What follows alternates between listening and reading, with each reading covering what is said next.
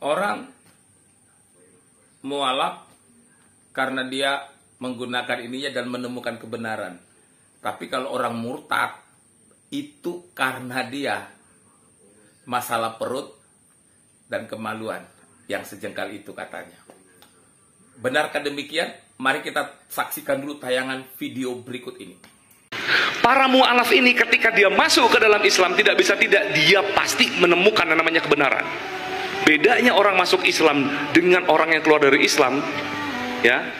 Kalau orang yang masuk Islam itu pasti dia menggunakan ini alasannya. Tidak bisa tidak.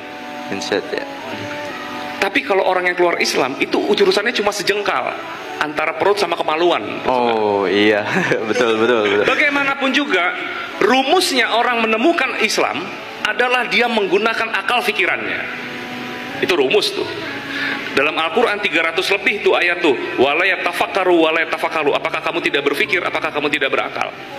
Allah suruh kita berpikir dan berakal dulu, baru beriman. Beda dengan agama lain. Beriman dulu, baru kemudian kamu cocokkan akal kamu dengan itu. Ada saja pernyataan Bapak satu ini. Saya pikir Anda terlalu tergesa-gesa mengambil sebuah kesimpulan sehingga membuat sebuah pernyataan yang kelihatannya perlu lagi dibuktikan lewat sebuah penelitian yang valid. Mengapa saya mengatakan seperti itu? Begini, tentulah setiap orang punya alasan atau motivasi mengapa dia memilih sebuah agama. Karena memang itu adalah pilihan moral. Orang boleh memilih agama apa saja, yang penting dia yakin. Kan begitu intinya. Tetapi ketika Anda mengatakan bahwa orang yang masuk kepada agama Anda itu karena menggunakan ini dan menemukan kebenaran, adalah sesuatu yang kelihatannya itu menjadi sebuah indikasi bahwa di agama lain tidak ada kebenaran. Karena masuk agama Anda karena menemukan kebenaran. Berarti di agama yang lama tidak ada kebenaran. Saya mau kasih tahu kepada Anda. Setiap agama itu punya kebenaran. Dan kebenaran itu selama kita masih di dunia ini, itu sifatnya itu relatif. Belum absolut. Karena yang absolut, yang menjadi pasti itu adalah ketika kita nanti kembali kepada sumber dari segala sumber kebenaran itu, yaitu Allah. Kalau begitu, yang bisa membuat kebenaran itu absolut adalah Allah sendiri, bukan manusia. Karena penilaian manusia itu terkadang subjektif. Itulah sebabnya kebenaran di muka bumi ini adalah sebuah yang relatif, tetapi kita meyakininya bahwa itu nanti akan menjadi sesuatu yang absolut. Itulah yang kita sebut dengan pengharapan. Semua agama itu ada benarnya kok. Tapi bukan berarti karena semua agama itu ada benarnya lalu kita mengklaim agama kita yang paling benar.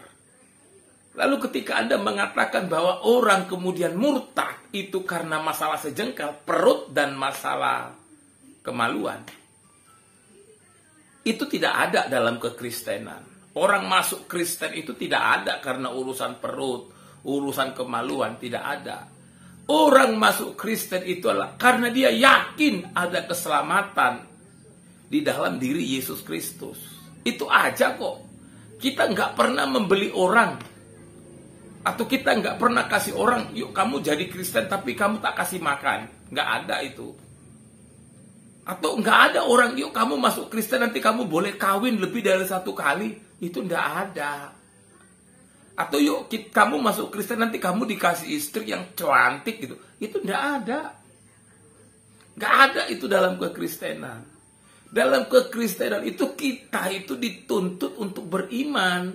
Dan pikul salib loh. Penuh penderitaan. Menjadi orang Kristen itu tidak mudah mas. Kalau nggak percaya coba Anda jadi orang Kristen. 1 tahun nanti udah itu Anda balik lagi ke agama Anda. Biar Anda tahu rasanya jadi orang Kristen itu seperti apa. Jadi tidak mudah menjadi orang Kristen itu. Kita harus dituntut hidup kudus loh. Jauh dari segala yang namanya perzinahan, kawin cerai. Tapi kalau kemudian Anda tanya kepada Anda, apakah di Kristen ada yang kawin cerai? Apakah di Kristen ada yang nikah lebih dari 1 kali? Saya bilang pasti ada. Loh, kenapa bisa? Karena dia tidak mengimani, tidak melakukan apa yang dituntut oleh agama Kristen, apa yang diajarkan oleh Yesus. Sebaliknya, kalau saya tanya kepada Anda, apakah di agama Anda tidak ada yang seperti itu? Ada juga. Karena dalam sebuah agama, tidak semua pemeluk agama itu melakukan ajaran agamanya. Ada saja orang-orang tertentu yang tidak mau diikat oleh agamanya itu. Walaupun dia mengatakan, saya agama ini, saya agama ini, saya agama ini. Tapi ingat, jangan karena kita melihat ada satu bagian kecil dari sebuah agama itu yang tidak sesuai dengan ajarannya, lalu kemudian kita generalisasi. Itu kan namanya pengambilan kesimpulan yang tergesa-gesa karena kita mengeneralisasi. Tidak bisa seperti itu. Makanya jadi orang Kristen itu tidak mudah, penuh tantangan loh. Sulit. Jadi nggak ada urusan kelamin di sana. Nggak ada urusan perut di sana. Saya ulang sekali, kalau nggak percaya coba kamu atau Anda itu jadi Kristen 1 tahun aja. Nggak usah kelamaan itu 1 tahun, 6 bulan aja. Coba-coba gitu. Nanti balik lagi aja. Biar tahu rasanya gimana jadi orang Kristen itu loh. Tapi saya mau bilang kepada Anda, kami bangga dengan agama kami. Kami bangga dengan iman kami. Dan jangan pernah Anda berpikir, kalau kami beriman, kami tidak memakai ini kami.